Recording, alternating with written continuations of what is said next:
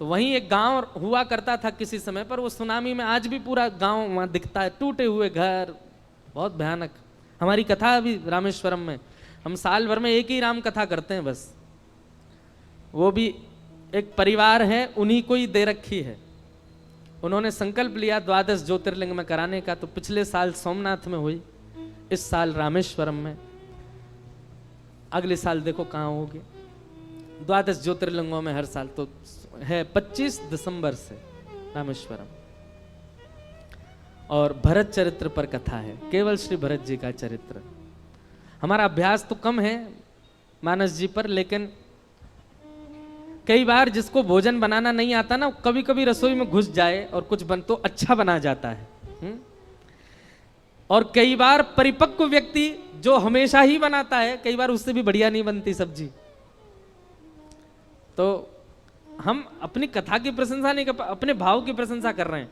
हमको राम कथा का इतना अभ्यास नहीं, पर जब हम बोलने बैठते हैं ना तो इतना आनंद। सोमनाथ की घटना है, सोमनाथ में जब कथा थी, पहली बार राम कथा की, तो हमने कहा भाई हम हर दिन एक पात्र के ऊपर बोलेंगे। एक दिन सीता जी के ऊपर बोले, एक दिन शत्रुघ्न जी के ऊपर बोले, एक दिन लक्ष्मण जी के ऊपर, हनुमान जी के ऊपर, आदि आदि सबके ऊपर एक एक दिन का प्रसंग रखा था। जिस दिन भरत जी का चरित्र था, तो मैं कक्ष में पढ़ता था पूरे दिन, मैं मिलता नहीं था वहां किसी से, पढ़ता था और कथा करता था। तो जब भरत चरित्र हम पढ़ रहे थे, आज भी स्मृति में आता है वो सब भाव। अपने बिस्तर की रजाई में घुस के रोया, मैं इतना रोया कि मैं बस ये बोलूं संग वालों से, आज कथा मैं नहीं कर पाऊंगा। मैंने कि जो चरित्र पढ़ने में इतना भाव दे रहा है उसको हम कैसे सुनाएंगे। पर वास्तव में मानस जी, रामचरित्र मानस सामान्य नहीं है, अद्भुत है।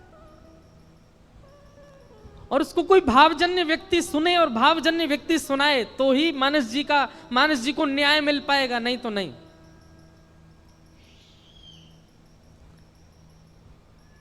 तो कहां से कहां बात पहुंच गए, सुनामी से रामेश्वरम से धनुषकोडी से मानस जी से सोमनाथ, पूरी भारत यात्रा करवा लाए आपको। तो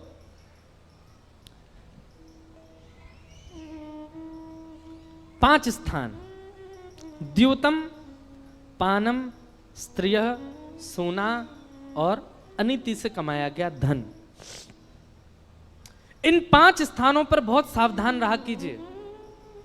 धन को कभी भी गलत प्रयोग में मत लगाइए। धन का गलत प्रयोग क्या है? आपके धन देने से अगर किसी जीव की हिंसा हो रही है, वो गलत है। आपके धन देने से किसी के आत्मसम्मान पर बात जा रही है, किसी का परिवार नष्ट हो रहा है, वो गलत है। आपके धन देने से कोई व्यक्ति व्यसन की ओर अग्रसित हो रहा है, वो धन का गलत व्यय है।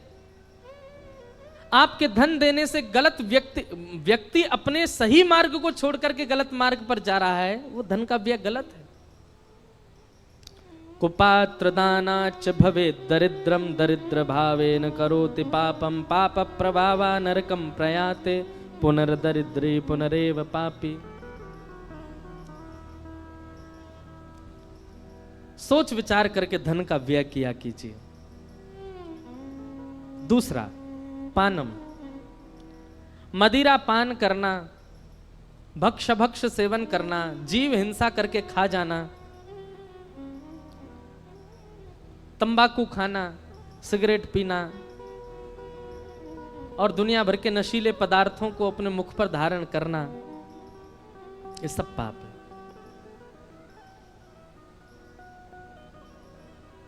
आप तांबूल सेवन कर सकते हैं, तांबूल मतलब सुपारी प्रसाद की ले सकते हो, पान खा सकते हो, मीठा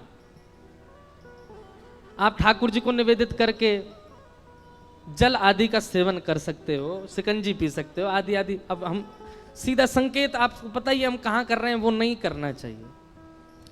कई जगहों पे तो भगवान का प्रसाद बता करके भी कह दिया जाता है कि इसको ले लीजिए, ठाकुर जी का प्रसाद है।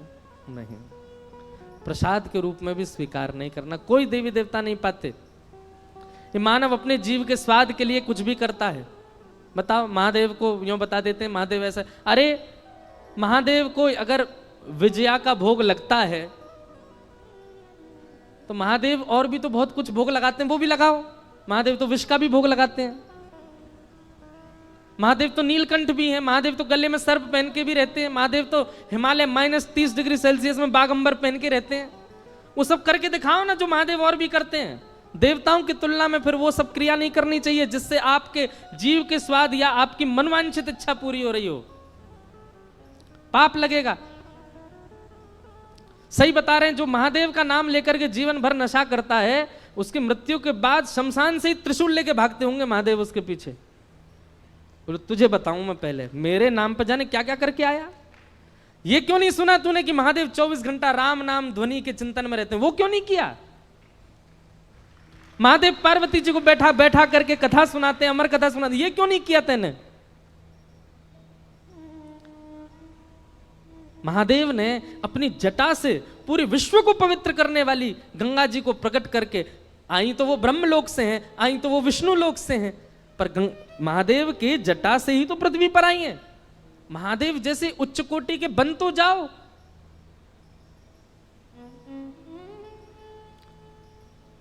भैरव बाबा के नाम पे कुछ भी कर रहे हैं, देवियों के नाम पे वहां भोग लगता है, खा लो, ये कर, कुछ नहीं।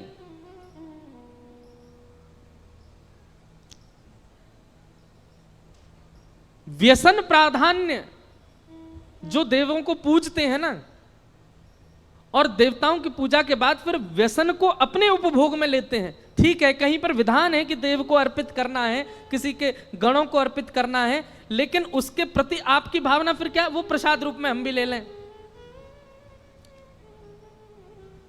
इसका परिणाम अच्छा नहीं होगा।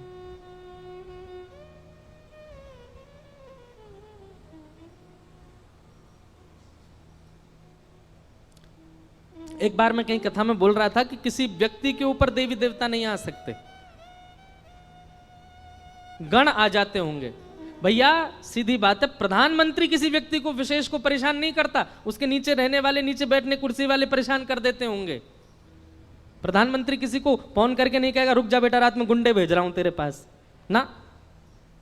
उसके नीचे बैठने वाले, जिनकी बातें प्रधानमंत्री को पता ही नहीं है कि वो कहां क्या करते हैं, वो परेशान करते हैं। भैया आदिदेव जितने भी हैं ये सब तो कृष्ण चिंतन में इतने व्यस्त रहते हैं, इन पे समय आपको परेशान करने का। उनके नीचे जो छोटे छोटे गण बैठे रहते हैं वो जरूर परेशान कर देते होंगे।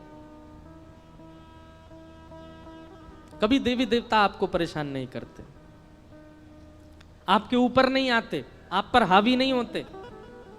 उनके गण जरूर कोई लीला कर देते होंगे, वो बात अलग है। पर हमको 9 साल हो गए कथा करते करते, हमारे सिर पर क्यों नहीं आ रहे देवता? विवाह के पश्चात एक पतिव्रत धारण करो, और उसमें करना कुछ ज्यादा नहीं है, केवल एक ही काम करना है। क्या? जिससे आपके 7 फेरे हुए हैं, जिससे आपका पाणी ग्रहण हुआ है, अब वो सर्वशिव। संसार का सबसे बड़ा व्रत यही है, इससे बड़ा व्रत कोई नहीं हो सकता। और जिसने ये व्रत पूर्ण रूपेण पालन कर लिए, वो उसकी सारी एकादशी हो गई, उसके सारे मंगलवार हो गए, उसके सारे सोमवार हो गए, उसके सारे प्रदोष हो गए। हाँ वो बात अलग है, उसके बाद भी वो रखे एकादशी आदि के व्रत, वो अच्छी बात है, पर यह व्रत धारण करना सामान्य बात नहीं है। ऐसा व्यक्ति, ऐसी माताएं पूजनीय हैं, वंदनीय है। इसलिए कलयुग का तीसरा स्थान बताया गया पर स्त्री पर पुरुष संग, और चौथा हिंसा। अगर आपको पता है कि कोई ऐसी बात हुई है कि सामने वाला मुझसे कुछ गलत बोलेगा, आपको प्रयास करना चाहिए कि अपनी गलती स्वीकार करके आप उस बात को समाप्त करो। पर मानव का स्वभाव कैसा होता जा रहा है, गलती करके जब पकड़ा जाता है तो उल्टा और लड़ता है कि नहीं मैंने ऐसा नहीं किया। व्यक्ति जब अपनी गलती को छुपाने के लिए युद्ध करता है, लड़ता है, वही कलेश बन जाता है, वही फिर लड़ाई बन जाता है, वही झगड़े में परिवर्तित हो जाता है। हमारे महाराष्ट्र के बहुत बड़े संत हुए विनोबा भावे, वो कहते थे मानव का सबसे बड़ा सद्गुण क्या है? उनसे किसी ने पूछा कि मानव का सबसे बड़ा सद्गुण क्या है, तो विनोबा भावे कहते हैं अपने अवगुण को स्वीकार करना, ये सबसे बड़ा सद्गुण है। जिस व्यक्ति के अंदर स्वीकारीकरण नहीं है, उस व्यक्ति के अंदर एक नहीं अनेक अवगुण होंगे, लेकिन जो स्वीकार कर लेता है कि हाँ ये मेरा अपराध है, मेरी गलती है, ये मुझसे हुआ है, समझ जाना कि वो व्यक्ति सद्गुण युक्त है, उसके अंदर और भी गुण आ सकते हैं। और अंतिम कलयुग को स्थान जो प्रदान किया गया वो है बिना मेहनत के कमाया गया धन, अनीति से कमाया धन, उसमें कलयुग रहता है। ये 5 स्थान है, इनसे बचिए। धन को असद जगह मत लगाइए, कुछ भी उल्टा सीधा खाइए पिए मत, पर स्त्री पर पुरुष संग मत कीजिए, हिंसा मत कीजिए, और बिना मेहनत के धन मत कमाइए। ये 5 काम आपने कर लिए, आप किसी तपस्वी से कम नहीं हो। आप कलयुग में रहते हुए भी सतयुगी माने जाओगे, आप कलयुग में रहते हुए भी द्वापर युग के ही माने जाओगे, आप कलयुग में रहते हुए भी भगवत प्राप्ति कर लोगे। इन 5 क्रियाओं से बचो।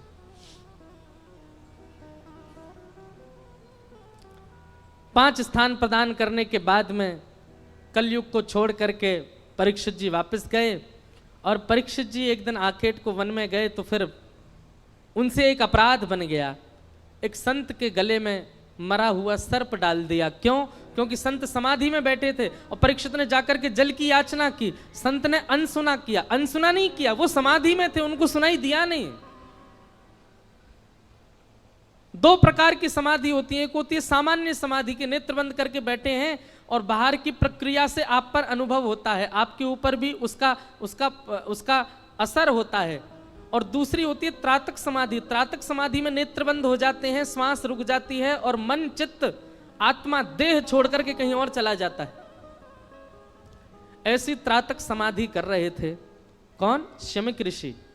तभी वहां पर परीक्षित जी ने जाकर के जल की याचना की, पर संत ने कोई प्रत्युत्तर नहीं दिया, तो अपना अपमान जान करके परीक्षित ने गले में मरा हुआ सर्प डाल दिया, जिसके कारण शमिक ऋषि के पुत्र श्रृंगी ने परीक्षित को 7 दिन में मरने का श्राप दिया। परीक्षित को जैसे ये बात पता चली कि मुझे 7 दिन में मरने का श्राप लगा है, एक बात बहुत ध्यान से सुनो बंधुओं, वैष्णव का ये स्वभाव स्वरूप होता है कि अपने जीवन में आने वाले आर्त के ऊपर वो विचलित नहीं होता। भगवान ना करे कभी डॉक्टर ने आपसे कुछ ऐसा बहुत गंभीर बीमारी बता दी आपको, आपके अंदर अगर वैष्णवता होगी ना तो आप परेशान नहीं होगे। आप चिंतन करोगे ठीक है नाथ, इसका मतलब यह था कि अब मैं अपने कर्तव्यों को विश्राम कर दूं और अपना शेष जीवन जो है आपके भजन भाव में लगा करके और संपूर्ण अपने जीवन की जो गलतियां हैं उन सबको सुधार करके अब मैं आपकी प्राप्ति कर लूं। ये तो रही तन की स्थिति, और भी कुछ पता चले जीवन में, कुछ ऐसा घटना घटी कि जिससे विचलित हो गया पूरा परिवार, पर आप विचलित नहीं हुए। आप मन में विचार करने लगे ठाकुर जी सब मंगल करेंगे, निश्चित है कि आप वैष्णव हो।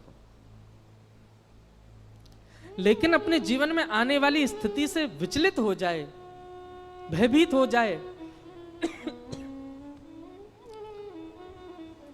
हाथ पैर मारने लगे क्या करूं क्या करूं, तो याद रखना गहरे जल में अगर कभी गिर जाओ, हमारा एक सूत्र अपनाइएगा, गहरे जल में यदि कूद कभी गिर जाओ, भगवान करे कभी ना गिरो, पर गहरे जल में कभी गिर जाओ, एक तो मुंह बंद रखना और दूसरा हाथ पांव को ढीला छोड़ देना। आप डूब ही नहीं सकते। डूबता वही है जो हाथ पैर चलाता और मुंह खोल के रखता है। ठीक वैसे ही संसार की विषम आपत्ति में जब गिर जाओ, एक तो मुंह बंद रखना, मुंह मत खोलना, और दूसरा हाथ पैर बहुत मत मारना, इससे फोन कर, उससे फोन कर, इससे बात कर, ये नेता को फोन करो, अरे वो डीएम साहब को फोन करो, इनसे करवाओ, ये करवाओ। आप विचलित हो ही जाओगे। हम अपनी एक घटना बताएं, अभी की बिल्कुल 2 दिन 4 दिन पुरानी घटना। हम जिस दिन भोपाल आ रहे थे, हमारी शाम 7 बजे की फ्लाइट थी, तो 3 बजे क्या नाम है, फरीदाबाद में एक इंटरव्यू था। हमने कहा इंटरव्यू देंगे, सीधे एयरपोर्ट जाएंगे, लेकिन दिमाग से ये निकल गया कि 5 बजे तो ऑफिस टाइम होता है, दिल्ली में भयंकर जाम होता है। अच्छा, इंटरव्यू होते होते जो साहब जी हमारा इंटरव्यू ले रहे थे वो ऐसे लीन हो गए इंटरव्यू में कि उनके आंखों से तो अश्रु निकले और समय बढ़ता है। वो कहे एक प्रश्न और, एक प्रश्न और। मैंने कहा भैया मेरी हवाई जहाज छूट जाएगा। बोले एक प्रश्न और। इतना देर तक हो गया कि फिर हम भागे। अब भागे तो महाराज हवाई जहाज हमारा छूटने को। अब संग में जो 2-3 भैया थे, कोई कहे ट्रेन बुक करा दें, कोई कहे सुबह की फ्लाइट बुक करा दें। प्रसन्न मैंने कि कुछ नहीं, चलो एयरपोर्ट पहुंच जाएंगे, देखेंगे, मिल गया तो बढ़िया, नहीं तो कोई भोपाल दूर है क्या, गाड़ी से चले जाएंगे। उनके मन में बार बार आवे नहीं नहीं कुछ तो करना है। एक पंडित जी लगे टिकट देखने, राजधानी में 2 सीट खाली हैं, उसमें 3 सीट खाली। अभी हवाई जहाज में 1.5 घंटा है, लेकिन ट्रैफिक इतना था कि पहुंच ही नहीं पाएंगे।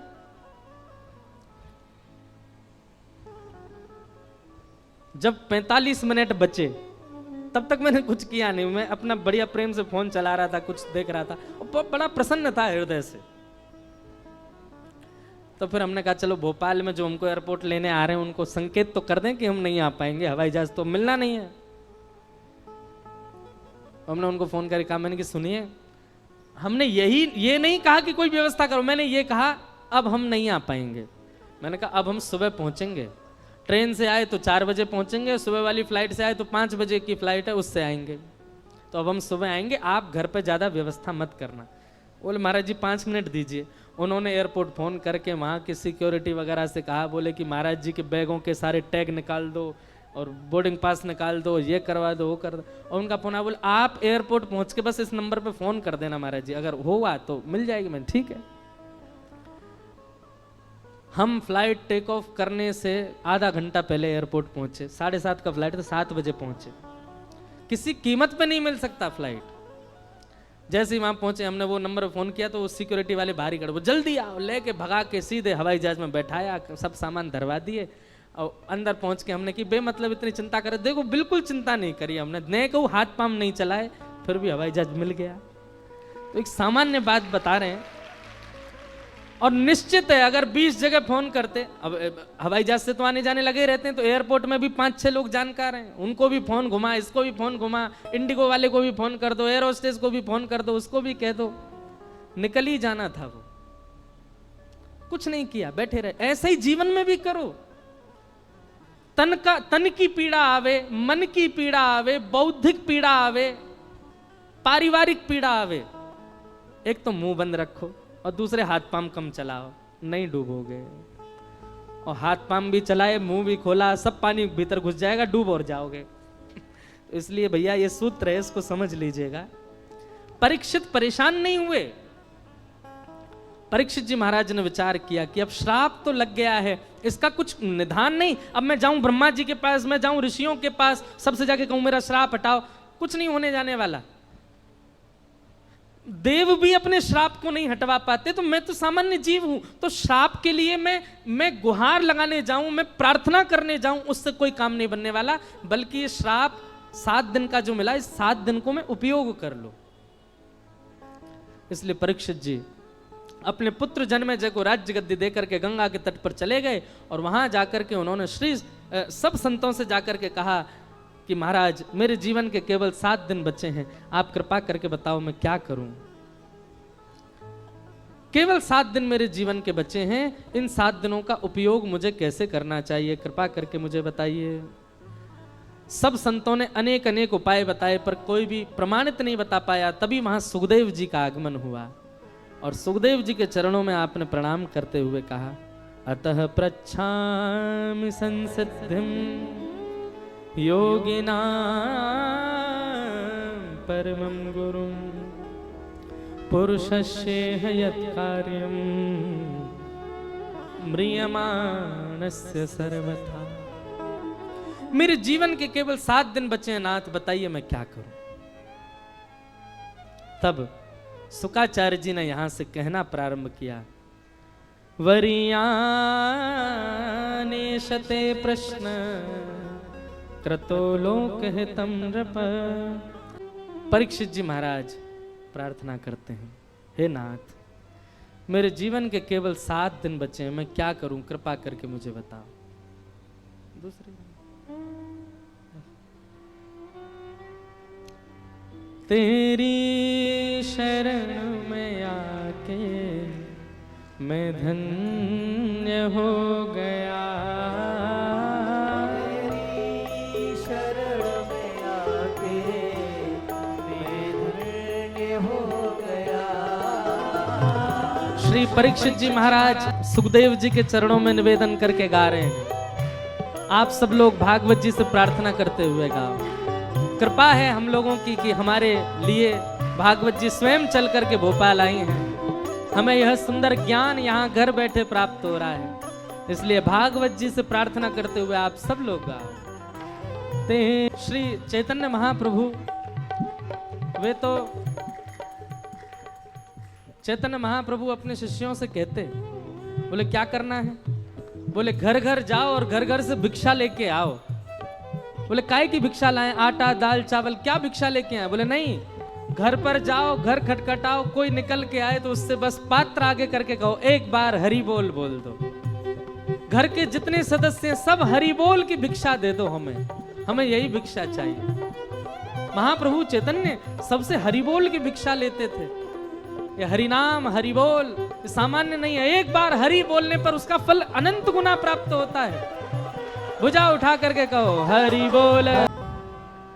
तेरी शरण में आके मैं धन्य हो गया, तेरी शरण में आके मैं धन्य हो गया। करना कभी ना दूर प्रभु चरणों से आप हो, करना कभी ना दूर प्रभु चरणों से आप। क्यों? चरणों के ही सहारे, चरणों के ही सहारे भव पार हो गया। चरणों के ही सहारे भव पार हो गया। तेरी शरण में आके मैं धन्य हो गया। तेरी शरण में आके मैं धन्य हो गया। यही भाव मानो श्री परीक्षित जी महाराज सुखदेव जी के चरणों में निवेदित कर रहे हैं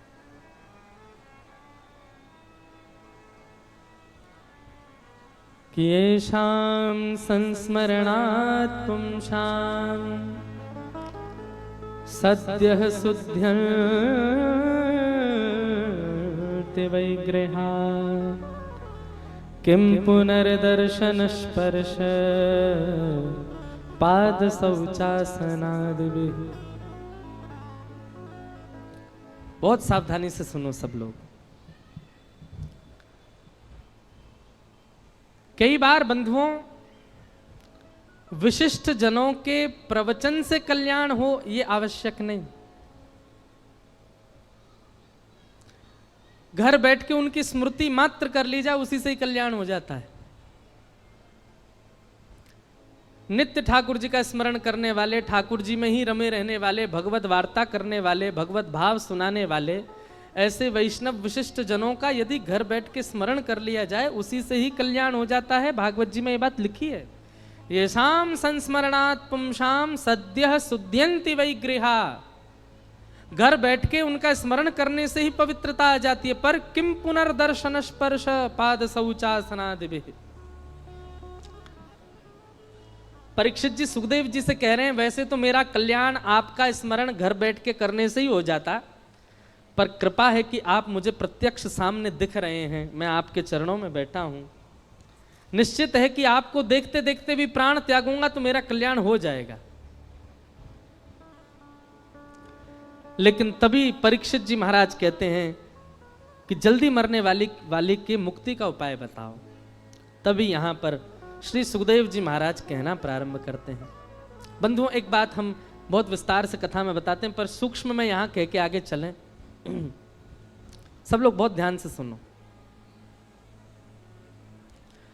परीक्षित ने प्रश्न किया है कि जल्दी मरने वाले की मुक्ति का उपाय बताइए, पर शुकाचार्य जी परीक्षित से कह रहे हैं कि तुम मुक्ति की कामना क्यों कर रहे हो? परीक्षित, तुम मुक्ति की कामना मत करो, तुम तो भक्ति मांगो।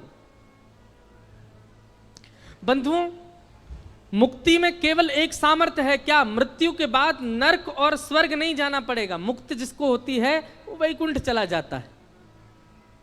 मुक्ति का केवल इतना फल है। लेकिन भक्ति जो करता है उसको कहीं जाना नहीं पड़ता, उसके लिए ठाकुर जी आते हैं, ठाकुर जी प्रकट होते हैं। और सीधी एक हम परिभाषा बता दें, मुक्ति और भक्ति में अंतर क्या है? मुक्ति का मतलब मृत्यु के बाद भगवान का दर्शन, और भक्ति का मतलब जीते जी भगवान का दर्शन। सीधा अर्थ है। भागवत जी मुक्ति प्रदान करने की गर्जना करती हैं, मुक्ति दाने न गर्जती, पर हमें मुक्ति नहीं चाहिए, हमें भक्ति चाहिए। हमें नहीं चाहिए मृत्यु के बाद ठाकुर जी के दर्शन, हमें जीते जी चाहिए, जीवित अवस्था में चाहिए। पृथ्वी पर आए हैं, आंख नाक कान जीव सब ठाकुर जी ने हमको प्रदान किए, इससे संसार के भोग हमने पृथ्वी पर भोगे हैं, तो फिर दर्शन भी पृथ्वी पर ही करके जाएंगे ठाकुर जी का। यह दृढ़ संकल्प आपके चित्त में आना चाहिए।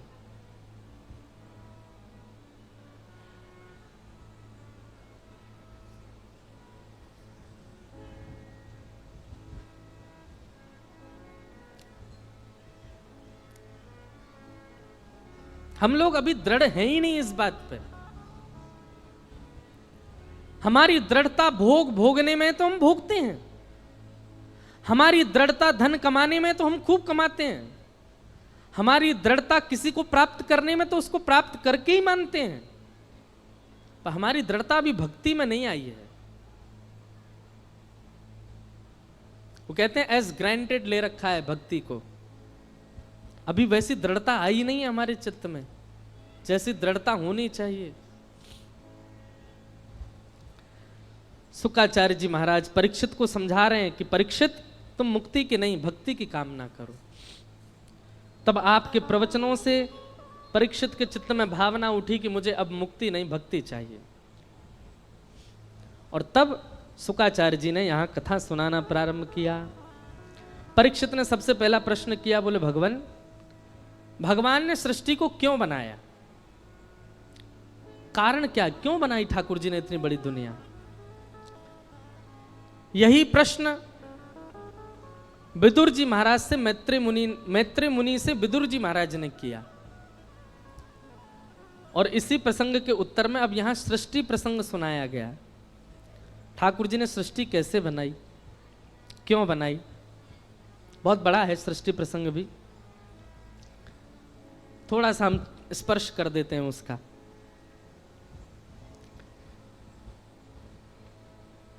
प्रलय सृष्टि बताने से पहले प्रलय बताया गया। ठाकुर जी प्रलय कैसे करते हैं? तो प्रलय बंधुओं ऐसे नहीं होगा जैसा हम लोग टीवियों में देखते हैं या पिक्चरों में देखते हैं। श्रीमद् भागवत जी में प्रलय की भावना क्या है सुनो। प्रलय कालीन समय जब आएगा तब स्थिति क्या होगी? बोले आकाश में 12 सूर्य प्रकट हो जाएंगे, मतलब 12 सूर्य। अब यहां पर भावना ऐसी है कि 12 सूर्य अलग अलग नहीं दिखेंगे, एक ही सूर्य में इतना तापमान आ जाएगा कि 12 सूर्य के समान। अभी एक सूर्य के ताप को हम सह नहीं पाते, 12 सूर्य के समान तापित जब सूर्य हो जाएंगे, क्या होगा पृथ्वी का हाल? लोग बाग मरने लगेंगे धूप के तेज से ही। मतलब ऐसा होगा कि कोई व्यक्ति घर से बाहर निकला और जल के भस्म, ऐसी स्थिति हो जाएगी। और ऐसे 12 सूर्य पृथ्वी पर 12 वर्ष तक प्रकाश डालेंगे, वर्षा नहीं होगी 12 वर्ष तक। 12 नहीं 100 वर्ष तक, 100 वर्ष तक 12 सूर्य प्रकाशित करेंगे और पृथ्वी पर वर्षा नहीं होगी। तो 100 वर्ष में क्या हाल हो जाएगा पृथ्वी का? उपले की तरह काली काली पड़ जाएगी, जल चुकी होगी पूरी पृथ्वी, सब मर जाएंगे। उसके बाद क्या होगा? समुद्र सूख जाएंगे, नदियां सूख जाएंगी, पहाड़ के जितने भी ये ग्लेशियर वगैरह हैं सब सूख सूख करके उड़ जाएंगे, भाप बन करके बादल बन जाएंगे, लेकिन बरसेंगे नहीं। 100 वर्ष बाद जब पृथ्वी पर कोई नहीं बचेगा, तब सांबर तक मेघमालाएं आएंगी, जितना पानी उड़ करके बादल बना वो सब आएगा और फिर 100 वर्ष तक बरसेगा। 100 वर्ष बाद क्या होगा? पृथ्वी पूरी पानी पानी हो जाएगी। तब क्या होगा? 200 वर्ष की इस प्रक्रिया में पृथ्वी पर प्रलय आ चुका होगा। ऐसे प्रलय आएगा। फिर भगवान योग निद्रा में शयन करने के लिए जाएंगे। अच्छा, प्रलय कब आता है? जब भगवान को नींद आती है। ठाकुर जी का जब एक दिन पूरा होता है तब प्रलय आती है। अब सुनो, ठाकुर जी का एक दिन कितना बड़ा होता है। सतयुग त्रेता द्वापर कलयुग, सतयुग त्रेता द्वापर कलयुग, सतयुग त्रेता द्वापर कलयुग, जब 71 टाइम्स बीत जाते हैं तब एक दिन होता है ब्रह्मा जी का। ऐसे ब्रह्मा जी जब 100 साल के होते हैं तब भगवान का एक दिन होता है। सोचो, ठाकुर जी को पता भी होगा कि इंद्रेश कौन है? नहीं पता होगा उनको। ठाकुर जी को पता भी होगा कि हम आप सब कौन हैं, हमारे कितने जन्म हो जाते हैं, कितना ठाकुर जी की एक पलक झपकने में हमारे असंख्य जन्म हो जाते हैं। ये विराट पुरुष की बात कर रहे हैं हम, विराट परमात्मा जो पूरी पृथ्वी का सृजन करते हैं। ऐसे भगवान योग निद्रा में चले जाते हैं। पूरी पृथ्वी ब्रह्मांड सब उनके उदर में चला जाता है। भगवान सोते हैं, फिर एक रात तक सोते हैं, मतलब जितने दिन ये निकले उतने दिन तक फिर ठाकुर जी सोते हैं। उसके बाद वेद भगवान की स्तुति करते हैं कि नाथ उठ जाओ। तब ठाकुर जी उठ करके बैठते हैं और जैसे ही ठाकुर जी उठते हैं मन करता है एको हम बहुश्याम, मैं एक हूँ, अकेला हूँ, बहुत होना चाहता हूँ। तभी नाभि से कमल उत्पन्न होता है, कमल के ऊपर ब्रह्मा प्रकट हो जाते हैं। ब्रह्मा को भगवान आज्ञा करते हैं सृष्टि करो। ब्रह्मा जी कहते हैं कैसी सृष्टि करूं? बोले जो कर्म भी करे और मेरा भजन भी करे, अपने कर्म फल से निवृत्त भी हो जाए, मेरी प्राप्ति भी करे, ऐसी सृष्टि करो। तब ब्रह्मा जी बहुत सारी सृष्टि करते हैं। सबसे पहले उद्भिद, पेड़ों को बनाते हैं।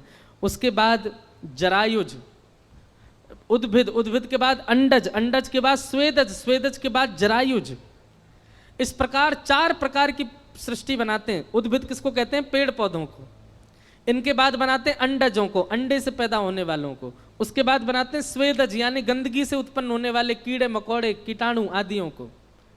और उसके बाद बनाते हैं जरायुज, जरा में लिपट के पैदा होने वाले गैया, भैंस, हाथी, घोड़ा आदि आदि ये सब। लेकिन एक भी जीव अभी तक ऐसा नहीं बना जो कर्म भी करे और भजन भी करे। तब ब्रह्मा जी ने भगवान से प्रार्थना की कि कुछ अनुग्रह करो। तब भगवान ने उनको चतुश्लोकी भागवत प्रदान करी। उस चतुश्लोकी भागवत का एक पुरुषण किया, 1 लाख 1.25 लाख जाप किया। 1.25 लाख जाप के बाद ब्रह्मा जी ने फिर सृष्टि की तो प्रथम मानव की रचना हुई। और प्रथम मानव कौन थे? सनक सनंदन सनातन सनत कुमार। इनको जैसे ही बनाया तो प्रथम मानव भगवान के रूप हो गए। ब्रह्मा जी ने 10 पुत्र और बनाए, पर 10 के 10 भगवत भजन में लीन होने लगे। तब ब्रह्मा जी के ललाट का भेदन करके महादेव रुद्र प्रकट हो गए। भगवान रुद्र से कहा कि तुम भी सृष्टि करो। महादेव बोले हमसे मत करवाओ। क्यों? हम तो भजन करने आए हैं। ब्रह्मा जी थोड़े नाराज हो गए, बोले सब भजन ही करोगे, कर्म कौन करेगा? अरे पहले जितने जीव बनाए सब कर्म करने वाले हो रहे थे, भजन नहीं कर रहे, और अब सारे भजन करने वाले हो रहे हैं। महादेव ने मन में विचार किया कि नहीं, पिताजी को दिखाई देते हैं हम करके। बताइए पिताजी क्या करना? बोले सृष्टि करो। डायग्राम बता दिया, मानव ऐसे बनाना है, उसकी इतनी आंख बनानी है, ऐसे नाक बनानी है, कान बता दिया होगा ब्रह्मा जी ने। महादेव बोले ठीक है पिताजी, अब आप थोड़ी देर आराम करो, हम करके आते हैं सृष्टि। सब लोग इधर देखो, कथा श्रवण करो। महादेव ने ऐसी सृष्टि की, को मुखहीन, किसी का सिर ही नहीं बनाए, उसमें प्राण डाल दिए पर मुंह नहीं बनाया उसका। बोले पिताजी ने भी ये इतना भारी सा रख दिया सिर के ऊपर, इसकी कोई आवश्यकता नहीं, बिना इसके जीवित रहे ऐसा मानव बनाऊंगा। तो महादेव तो इनोवेशन करने लगे, नई नई चीजें बनाने लगे, बिना सिर वाले आदमी बना दिए। और विपुल मुख काहू, किसी के बहुत सारे सिर बना दिए। लिए घूम रहा है महाराज इतने सारे सिर, बिन पग चला ही, बिना पैर के चलने वाले बना दिए। ऐसी विचित्र सृष्टि बनाई। अच्छा, ब्रह्मा जी ने सब लिखा है, मानव ये खाएंगे, ये पिएंगे, ऐसे रहेंगे। शंकर जी ने सब बदल दिया, बोले कि अरे कौन रोटी बनाए कौन खाए, मैं आग खाने वाले मानव बनाऊंगा, आग ही खा जाए करेंगे, पहाड़ ही खा जाएंगे, नदियों को ही पी जाएंगे। ब्रह्मा जी थोड़ी देर आराम किए, थोड़ी देर बाद सोचे कि चलो देखें शंकर जी कैसी सृष्टि कर रहे हैं। ब्रह्मा जी ने जैसे पृथ्वी पर आकर के देखा तो महाराज विशाल विकराल, किसी के पेट में आंख ही आंख बना दिए, किसी के बहुत सारे हाथ बना दिए, कोई बिना सिर के ही डोल रहा है, आवाज आ रही है पर आ कहां से रही है ये नहीं पता, पेट में ही सिर है उसके। ऐसी विचित्र सृष्टि देख करके ब्रह्मा जी बोले अलम प्रजा भी। शंकर जी बस हम समझ गए आप क्यों मना गए, मत मत बनाओ, बस यहीं विश्राम कर दो। नहीं देखो ना पिताजी कितने बढ़िया बढ़िया बने, देखो इसका सर ही नहीं है, इसके कितने सारे सर है, बिना पैर के रेंग रेंग के चल रहा है। ब्रह्मा जी बोले हमको नहीं करवानी तुमसे सृष्टि, तुम मत करो भैया। शंकर जी बोले हम तो पहले ही मना कर रहे थे आपसे कि हमको मत कहो। पिताजी हमारे पक्ष में दूसरा काम दे दो। बोले क्या? संहार, पूरी सृष्टि को नष्ट करने का काम हमको दे दो, वो हम बहुत जल्दी कर देंगे। तब तक क्या करोगे? बोले तब तक हमको एकांतवास बता दो, वहां जाकर के हम ठाकुर जी का स्मरण करेंगे। और महादेव उत्तर में चले गए और वहां जाकर के भगवत स्मरण करने लगे। तब ब्रह्मा जी ने अपने देह को दो रूपों में परिणत किया, तो बाम अंग से शत्रुपा और दाहिने अंग से स्वयंभू मनु प्रकट हुए। स्वयंभू मनु शत्रुपा की 3 पुत्री 2 पुत्र हुए। ये प्रथम मानव हैं पृथ्वी के। क्या नाम है? स्वयंभू। आपसे कोई पूछे कि प्रथम मानव कौन है पृथ्वी का, तो आदि मानव मत कहिएगा। अच्छा, आदि मानव का मतलब क्या होता है? आदि मतलब पहला मानव। तो आदि मानव कोई नाम नहीं है, आदि मानव प्रश्न है। कौन है आदि मानव? तो उत्तर दीजिए। स्वयंभू मनु। कौन है? स्वयंभू मनु। और हम मानव क्यों कहलाए जाते हैं? क्योंकि हम मनु के संतान हैं, इसलिए हमको मानव कहा जाता है। स्वयंभू मनु शत्रुपा की 3 पुत्री 2 पुत्र हुए। आकुति, देवहूति, प्रसूति, ये 3 बेटी और 2 पुत्र हुए, प्रियव्रत, उत्तानपाद। अब यहां पर देवहूति माता का प्रसंग सुनाया गया, बहुत ध्यान से सुनना, बड़ी अच्छी कथा है। ब्रह्मा जी की छाया से एक पुत्र उत्पन्न हुए थे, उनका नाम था कर्दम ऋषि। क्या नाम था? कर्दम ऋषि। कर्दम ऋषि ने 1000 वर्ष तक तपस्या की, और तपस्या के बाद जब भगवान प्रकट हो गए तो भगवान से उन्होंने एक विचित्र वरदान मांगा। भगवान बोले वरदान मांगो, क्या चाहिए कर्दम ऋषि? तो कर्दम ऋषि वरदान मांग रहे हैं, तथा सचाहम परिवोडु काम समान शीलाम ग्रह में दधेनुम उपेवान मूलमशेष मूलम दुराशय काम दुदांग्रिपस्य। अब थोड़ी देर बहुत सावधानी से बैठिएगा, बहुत दिन बाद मुझे अवसर मिल रहा है कपिल विभूति संवाद कहने का, बहुत अच्छा प्रसंग है। कर्दम ऋषि ने 1000 वर्ष तक तपस्या की, और तपस्या के बाद भगवान ने जब कहा कि वरदान मांगो, तो कर्दम ऋषि कहते हैं नाथ, ध्यान से सुनना, कर्दम ऋषि कहते हैं मैं आपसे जितना प्रेम करता हूं, आप मुझको जितने प्रिय लगते हो, मैं आपकी जितनी सेवा करता हूं, मुझसे भी कई गुना ज्यादा आपसे प्रेम करने वाली, आपकी सेवा करने वाली, आपके प्रति स्नेह रखने वाली एक कन्या से मेरा ब्याह हो जाए नाथ, ऐसी कृपा कर दो। 1000 वर्ष तपस्या के बाद कर्दम ऋषि ने एक जीवन साथी मांगा, और उस जीवन साथी में कोई गुण नहीं मांगा। वो सुंदर हो, वो सुशील हो, वो धनवान हो, वो ज्ञानी हो, बहुत पढ़ी लिखी हो, ये सब नहीं मांगा।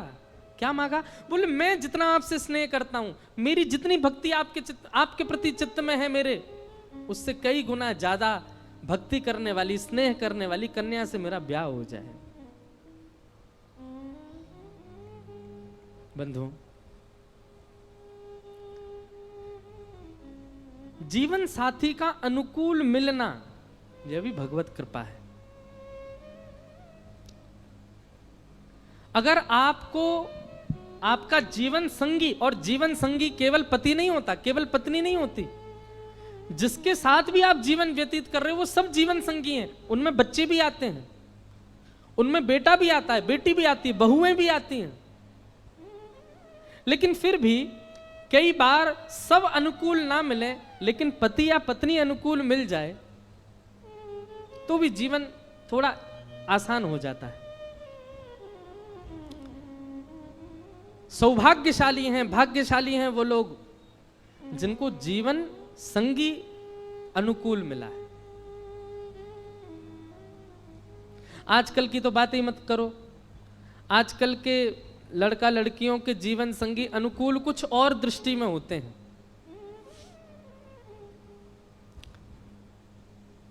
आजकल के लोगों के लिए तो जीवन संगी अनुकूल तब माना जाएगा कि लड़की व्यसन करती है, लड़का भी व्यसन वाला ही चाहिए। लड़का ब्याह क्यों नहीं कर रहा? बोले ऐसी लड़की ढूंढ रहे हैं वो भी धुआं निकालती हो, एक कस मैं लगाऊं फिर एक वो लगाए, दोनों का जीवन कस में ही निकल जाए। मैं क्लब जाता हूं, उसको भी पसंद होना चाहिए क्लब जाना, तो हमारा ब्याह टिकेगा। मतलब पहले देखा जाता था कि आप सुधरे हुए हैं तो जीवन संगी भी सुधरा हुआ चाहिए, पर अब देखा जाता है हम बिगड़े हुए हैं, जीवन संगी भी बिगड़ा हुआ हो, उसके लिए हम नहीं सुधरेंगे। इसमें ताली बजाने वाली क्या, बहुत अच्छी बात महाराज, सही कह रहे हो। ठाकुर जी से हमें कुछ मत दीजिए, बस जो भी हमारे जीवन में आए वो आपकी भक्ति करने वाला आए, और उसमें कितने भी अवगुण हो चलेगा। जैसे व्यसनी व्यक्ति बिना व्यसनी कन्या के नहीं रह सकता, बिना व्यसनी पुरुष के कन्या नहीं रह सकती, ऐसे ही वैष्णव भी बिना वैष्णव के नहीं जी पाएगा।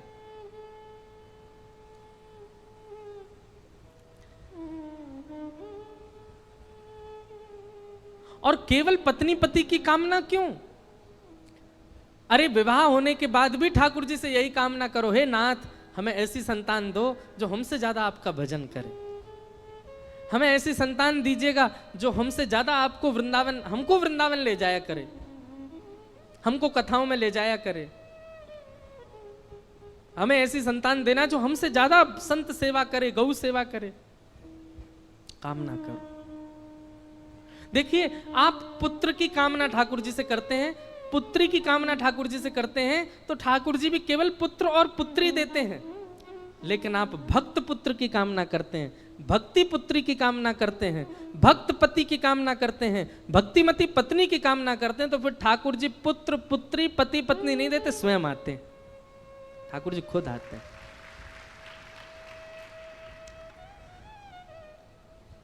यत्र नार्यस्तु पूज्यन्ते रमन्ते तत्र देवता। जिस कुल में, जिस खानदान में, जिस परिवार में नारी का सम्मान होता है, शास्त्र कहते हैं उस कुल खानदान परिवार में स्वयं भगवान ही जन्म लेते हैं। श्रीमद् भागवत जी में प्रमाणित है कि नंद बाबा यशोदा मैया दर दर जाते थे, सारे तीर्थों में गए, सारे देवालयों में गए, और सब जगह जाकर के उन्होंने एक ही कामना की है, क्या? हमको एक संतान चाहिए, और संतान में गुण क्या होने चाहिए? तो नंद बाबा कहते हैं गैयान की सेवा करवे वारो हो, साधु संतन को प्रणाम करवे वारो हो, यमुना जी की सेवा करे, ब्रज की रक्षा करे, ऐसी संतान मिले। ठाकुर जी ने संतान नहीं दी, खुद आ गए। आप केवल संतान की कामना कर लेते हैं, इसलिए ठाकुर जी पुत्र देते हैं, पुत्री देते हैं, वो रुलाते भी हैं बाद में। देखो, एक बात हमारी बहुत ध्यान से सुनिए। बालक इंजीनियर बन गया, बहुत बड़ी बात नहीं है। करोड़ों इंजीनियर हैं। बालक डॉक्टर बन गया, ज्यादा बड़ी बात नहीं है, करोड़ों डॉक्टर हैं। बालक साइंटिस्ट बन गया, बड़ी बात नहीं, लाखों साइंटिस्ट हैं। बालक चार्टर्ड अकाउंटेंट बन गया, लाखों चार्टर्ड अकाउंटेंट हैं। लेकिन बालक संस्कारी बन गया, बहुत बड़ी बात है। क्यों? क्योंकि पूरे भारत में गिनती करेंगे ना तो 1000 ही मिलेंगे संस्कारी।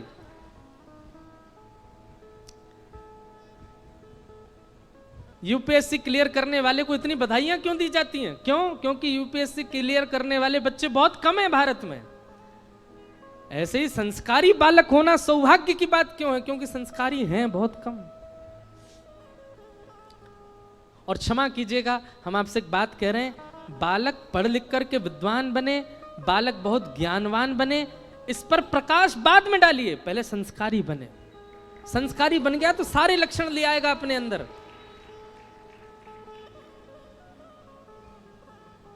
हमारी कथा का नियम है, अगर लाइट जा रही है तो समझो ठाकुर जी आ रहे हैं।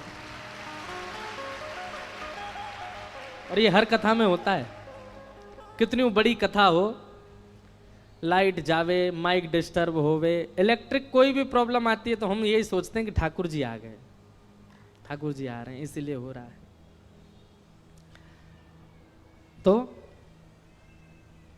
एक कथा आती है, हरपाल नामक भक्त हुए भगवान के। क्या नाम था? इधर देखो, यहां देखो, सब लोग सुनो। तो हरपाल नाम के एक भक्त थे भगवान के,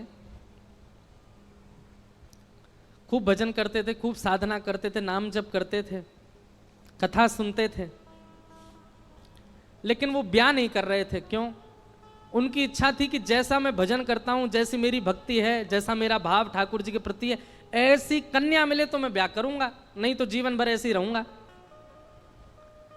तभी उनके किसी रिश्तेदार ने आकर के बताया, बोले तेरे लायक कन्या मिल गई मुझको। तो हरपाल जी बोले, क्या क्या गुण है उस कन्या का? बोले उस कन्या ने शर्त रखी है, मैं उसी से ब्याह करूंगी जो रोज 1000 संतों को प्रसाद पवाता हो। हरपाल जी बोले, अब तो मुहूर्त भी नहीं निकलवाना, कल ही ब्याह करवा दो मेरा। ऐसी कन्या से तो मैं बिना मुहूर्त के ब्याह करूं। मुहूर्त उसके संग देखा जाता है जिसके संग यह संकोच हो या फिर यह दुविधा हो कि पता नहीं जीवन कैसा चलेगा, इससे तो मुझे भरोसा है बढ़िया जाएगा मेरा जीवन, इसी से ब्याह करा दो। कन्या ने शर्त रखी, हरपाल जी हम आपसे ब्याह तो कर रहे हैं पर हमारी शर्त मंजूर है ना, रोज 1000 संतों को प्रसाद पवाना पड़ेगा। बोला मैं निश्चित करूंगा, आप ब्याह कर लो। और ब्याह हो गया। हरपाल जी रोज 1000 महात्माओं को प्रसाद पवाते। अब देखो, अगर कोई संकल्प ले ले कि मैं 1000 महात्माओं को प्रसाद पवाऊंगा, अगर 100 महात्मा ज्यादा बढ़ जाएं, 200 महात्मा ज्यादा, उनको मना करेगा क्या? वो तो फिर अपराध बनेगा उससे। प्रसाद पवाने का संकल्प लिया तो जितने आए सबको बैठाने की जिम्मेवारी उसकी। ऐसी कथा में भी होता है, कथा में जितने लोग आए सबका स्वागत होना चाहिए, सबके लिए स्थान पर्याप्त होना चाहिए। कई जगह प्राइवेट कथा करा, हम तो मना कर देते, मत कराओ भैया, आपको अपराध लगेगा। क्यों?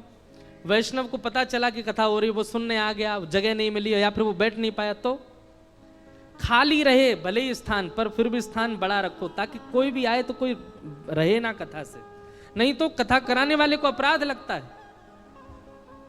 वैष्णव बिना सुने चला गया।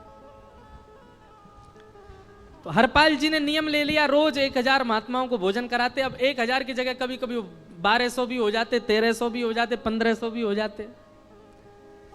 लेकिन हरपाल जी करते कुछ नहीं थे, कमाई का कोई जरिया नहीं था, केवल दादा परदादाओं की पुश्त से जो उनके पुश्तैनी धन था उसी को ही खर्च करते जा रहे थे। 1 साल तक बढ़िया चला, 1.5 साल बढ़िया चला, लेकिन 1.5 साल बाद धीरे धीरे धन खत्म होने लगा। जैसे ही धन खत्म होने लगा, हरपाल जी बड़ी चिंता में आ गए, क्या करें।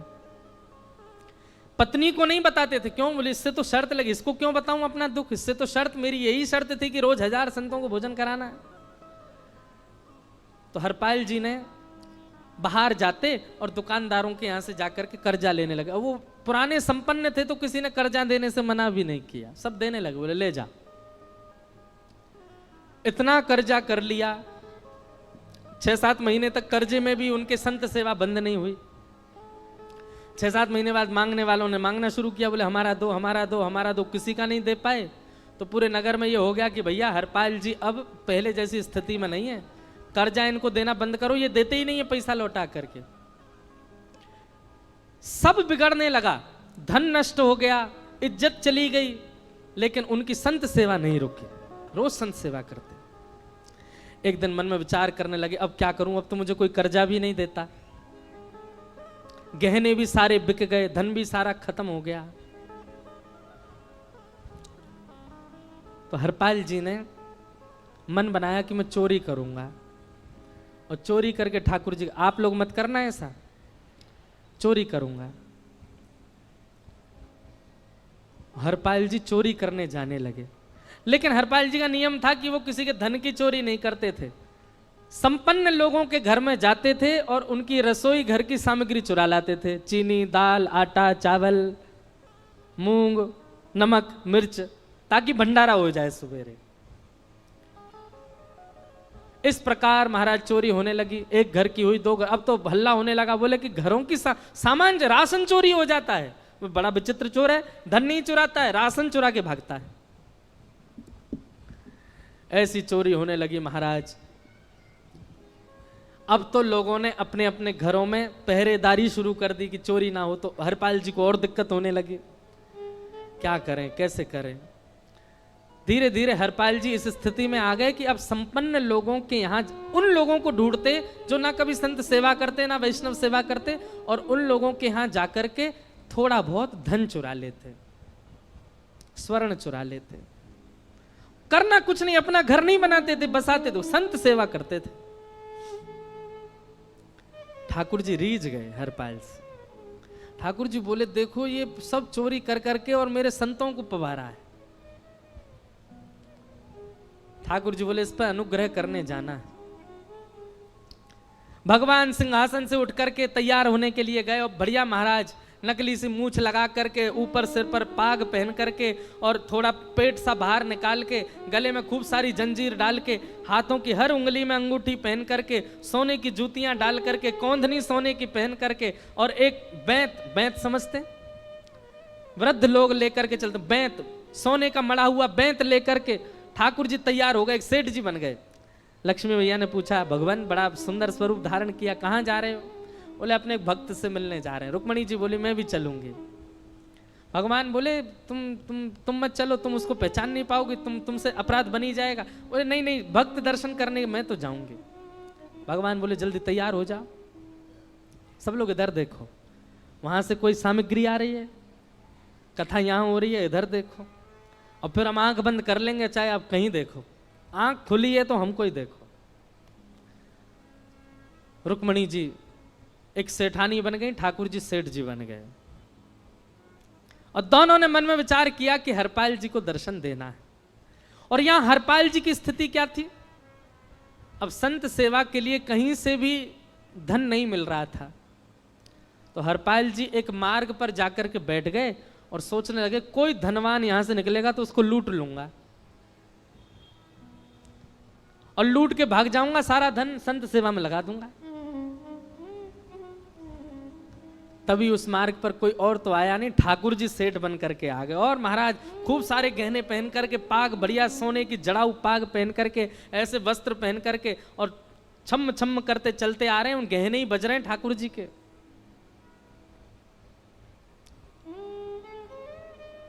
हरपाल जी ने जैसे ही नेत्र खोल करके देखा, ठाकुर जी के रूप, यौवन और सबरी उनके श्रृंगार को देख करके हरपाल जी बोले, ये तो 1 साल के भंडारे की व्यवस्था आ रही है सामने से। इतने में ही सेठानी जी, रुक्मणी जी भी आई, उनको ओहो, ये तो कम से कम 5-10 साल की व्यवस्था आ रही है।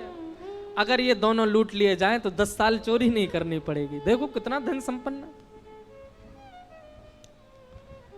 हरपाल जी के बगल में जैसे ही ठाकुर जी पहुंचे, हरपाल जी बोले, भैया जय श्री कृष्ण, प्रणाम। ठाकुर जी तो नाराज हो गए, क्या भगवान का नाम बोलता है सुबह सुबह? तुम सब लोग बड़े पाखंडी हो, ढोंगी हो। और हमने सुना इस गांव में एक रहता है, वो चोरी डकैती करता है और फिर कहते हैं संत सेवा करता है। ऐसी काय बात की चोरी भैया, करता तो चोरी है, भले ही उससे भली संत सेवा करता हो। नाम उसका हरपाल है, हम सब जानते हैं। भगवान का नाम मत लो हमारे सामने। हरपाल जी समझ गए, वो तो बिल्कुल भगवत विमुख है, इसकी तो एक अंगूठी भी नहीं छोड़नी मुझको, इसका तो सब लेके जाऊंगा। अगर ये बदले में जय श्री कृष्णा बोलता तो एक आध गहना छोड़ देता इसका मैं, पर ये तो इतना बिखर रहा है भगवान का नाम सुन के, इसका कुछ नहीं छोड़ूंगा, सब ले जाऊंगा।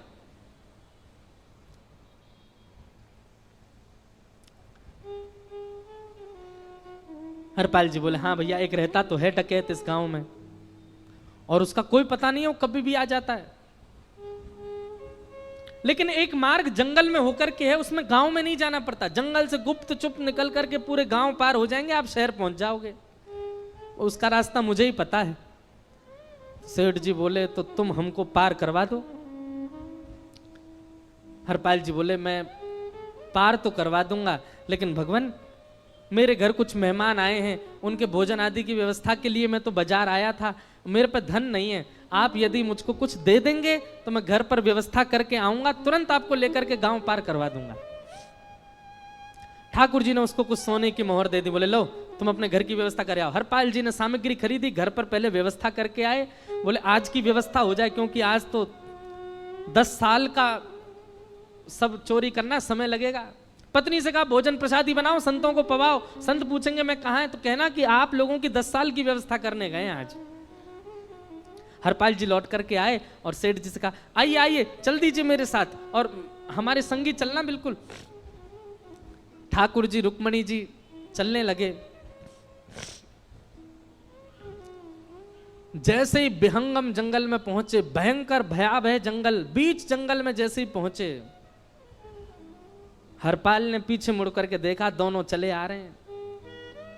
तुरंत महाराज वो तो अपने रूप में आ गया, शेर की तरह गर्जना करने लगा, अपनी लाठी धर दी सामने और अपने सिर का स्वाफा निकाल करके सामने बिछा दिया। भगवान जो सेठ जी के रूप में आया, भगवान बोले भैया ये क्या कर रहे हो? बोले मैं ही हरपाल हूं। सारे सामग्री निकालो, डाल दो यहां पे, एक चीज भी मत छोड़ना, नहीं तो तुम जानते नहीं हो तुम्हारा क्या करूंगा। ठाकुर जी तो थर थर कांपने लगे। रुक्मणी जी बोली देखो कैसा नाटक कर रहे हैं, रावण के आगे नहीं डरे थे, कुंभकर्ण के आगे नहीं डरे, हिरण्यकश्यप के आगे नहीं डरे, और वो हरपाल के आगे ऐसे कांप रहे हैं। भगवान तो मन की सब समझ जाते हैं, कौन ही मारने, वो तुम भी कांपो क्यों? बोले भक्त है भैया, ये हमारो भक्त है। अनुब्रजाम में हम नित्यम पूये ये तन्य रेणु भी, इसने हमारे लिए सब गवा दिया, हमारे वैष्णव संतों के लिए सब लुटा दिया, इसके आगे भयभीत होने में कोई लज्जा नहीं। लक्ष्मी नारायण दोनों कांप रहे हैं और हरपाल कह रहा सब निकालो। ए सेठानी जी कान के कुंडल उतारो, कान कुंडल उतार दिए, नाक की नथनी उतार दी, सब उतार उतार के धर दिए, हाथों के सब कड़ूला आदि भी धर दिए। भगवान ने भी अपने सब उतार उतार। बोले बैंत कहाँ लेके जा रहे हो, उसको भी धर दो। बोले अरे भैया बुढ़ापे की लाठी, हम गिर जाएंगे। बोले कुछ नहीं गिरोगे, धर दो इसको। जीवन में कभी राम ना, जय श्री कृष्ण बोलने पे चिल्ला रहे थे मुझ पे, रखो इसको यहाँ पे। सारा धर दिया। बोले बहुत बढ़िया हो गया, अब 10 साल की व्यवस्था हो गई। इतने में भगवान की कनिष्ठ उंगली में एक अंगूठी थी। हरपाल बोला ये कहाँ बचा के ले जा रहे हो, उसको दो। बोले अरे भैया ये तो बहुत बचपन की हमारी अंगूठी है और ये आज तक हमारी निकली ही नहीं है और ये निकल ही नहीं पाएगी, इसको बाहर हम निकाल ही नहीं सकते, इसको तो रहने दो हमारे पास। बोले तुम क्या जानो, इस अंगूठी से कम 1 हफ्ता संत भोजन होगा और तुम पे तो दया करनी नहीं है। चिल्लाए थे मुझ पे जय श्री कृष्ण बोलने पर, निकालो इसको। भगवान खूब प्रयास करें, वो नहीं करे तो हरपाल जी ने उंगली पकड़ी, बोले इसको काट देता हूं मैं, तुम्हारे पास उंगली रहने का कोई काम नहीं है, तुम उंगली से करते ही क्या हो। और महाराज जैसे ही उंगली पकड़ करके काटने का मन किया, वो काटने ही वाले थे, इतने में ही द्वारिकाधीश भगवान शंख चक्र गदा पद्म धारण करके प्रकट हो गए सामने। रुक्मणी जी महालक्ष्मी के रूप में प्रकट हो गई और दोनों ने अपने अंक में हरपाल को भर लिया। हरपाल जी समझ नहीं पा रहे ये क्या हुआ, दूर हटे। बोले नाथ, बोले हम साक्षात द्वारिकाधीश, ये साक्षात रुक्मणी तुम्हारी भक्ति से प्रसन्न होकर तुमको दर्शन देने आए हैं। हरपाल जी घुटने के बल बैठ गए, रोने लगे। सर रख दिया चरणों में, पटकने लगे, बोले नाथ मैंने अपने नाथ को लूटा, आज मैंने अपने स्वामी के साथ डकैती कर रहा था, मैं अपने स्वामी की उंगली काटने पर मजबूर हो गया था, इसका मतलब तो मैं पापी हूं, मेरा पाप इतना प्रचंड हो गया कि मैं आपके रूप को नहीं पहचान पाया। भगवान ने हृदय से लगा, नहीं हरिपाल, तुमने कभी अपने लिए प्रयोग थोड़ी किया, तुम्हारी पत्नी भूखे सो जाते हो लेकिन संतों को भूखा नहीं जाने देते।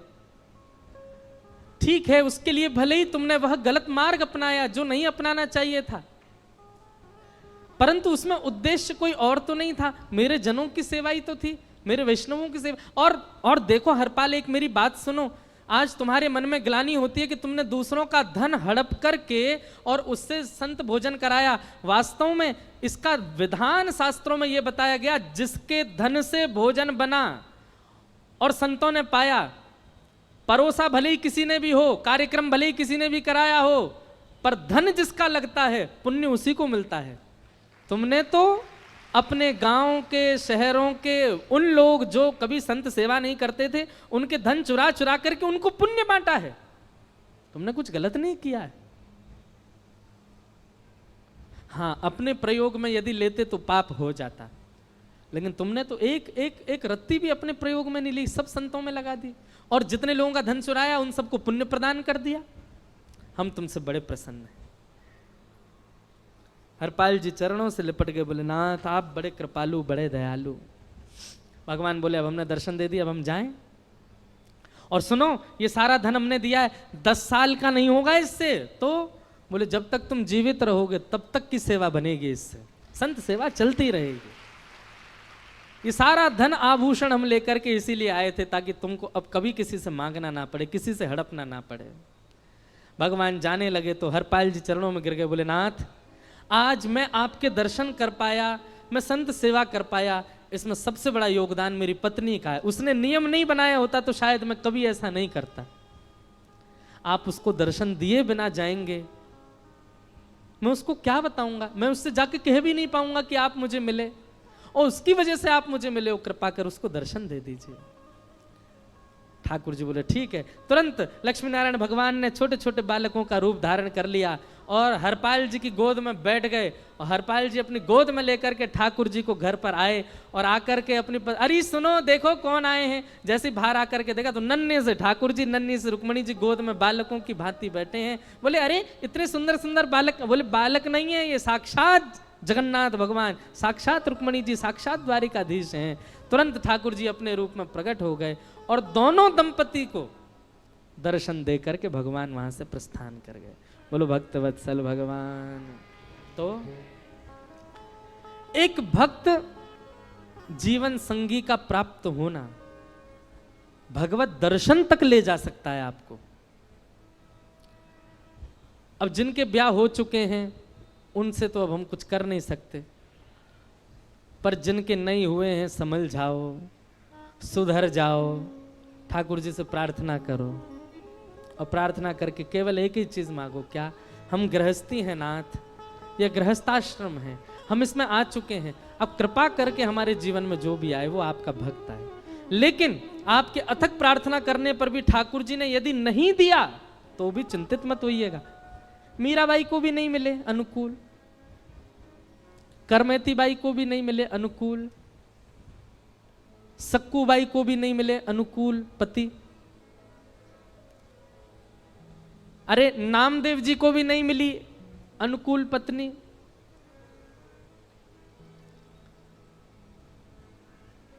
इसलिए अनुकूल मिल जाए तो भगवान की बहुत बड़ी कृपा, नहीं मिले तो उससे चिंतित मत होना। जो मोह, जो प्रेम पत्नी के प्रति होना है आपका, वो ठाकुर जी के प्रति हो जाएगा अगर अनुकूल नहीं मिला तो। इसलिए दोनों स्थिति में सम रहना, प्रयास करो कि ठाकुर जी अनुकूल दें। तो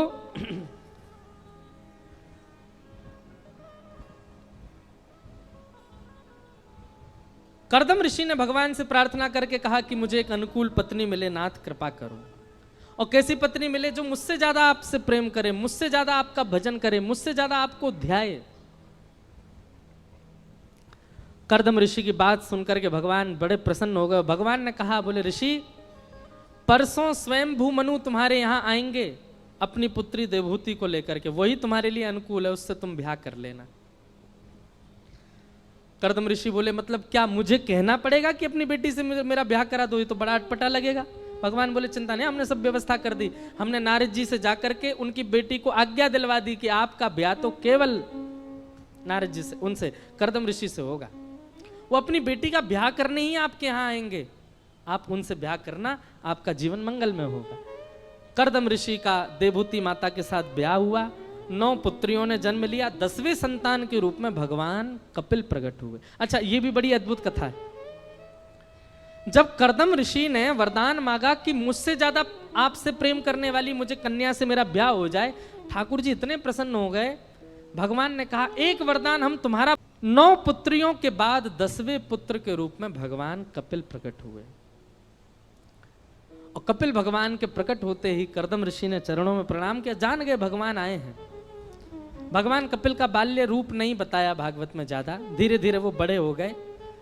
कर्दम ऋषि ने प्रणाम करके कहा, नाथ मुझे आज्ञा दो। बोले, आप जाइए वन में जाके भजन करो, हम मां के पास रहेंगे। कर्दम ऋषि वन में चले गए और देवहूति माता के साथ भगवान कपिल रहते हैं। देवहूति माता भी ये बात जानती है कि मेरे पुत्र साक्षात भगवान है। एक दिन देवहूति माता ने सही समय जान करके अपने पुत्र को आसन पर बैठा दिया और स्वयं चरणों में बैठ करके कहने लगी, मैं आपसे कुछ प्रश्न जिज्ञासा करना चाहती हूं, पूछो। यही कपिल देवहूति संवाद है। थोड़ा बहुत हम 2-4 प्रश्न सुन लेते हैं, उसके बाद कथा विराम देंगे। और कल की बात सुन लो, कल ठाकुर जी का जन्मोत्सव है। कथा में कल सब लोग बढ़िया सुंदर सज धज के आना, बस ज्यादा आभूषण पहन के मत आना, कहीं पता चली हरपाल जी आ गए तो हरपाल जी मतलब कथाओं में कई लोग आ जाते हैं जो खींच ले जाते हैं, इसलिए व्यवस्थित होके आना। कल ठाकुर जी का नंदोत्सव मनाया जाएगा ठीक 2 बजे से। आज भी थोड़ा विलंब हुआ, पर कल 2 बजे से ही कथा होगी और 5-5:30 बजे ही नंदोत्सव होगा, इसलिए आप लोग विलंब नहीं करना, कल समय से आ जाइएगा।